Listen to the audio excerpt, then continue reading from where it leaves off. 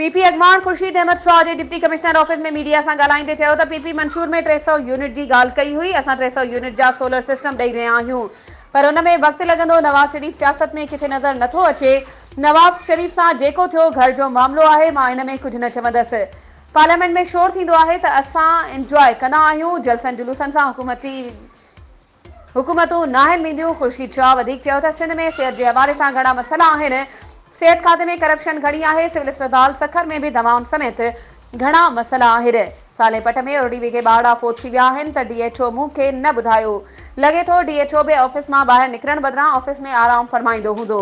न DHO खे हिदायत जारी कयां थो त हू वञी साले पट में उरड़ी में वरतल ॿारनि जी हालत ॾिसे। इन खां अॻु साले पट रूरल हेल्थ सेंटर समेत ॿियनि हेल्थ सेंटरनि लाइ एम्बुलेंसूं ॾिनियूं वयूं।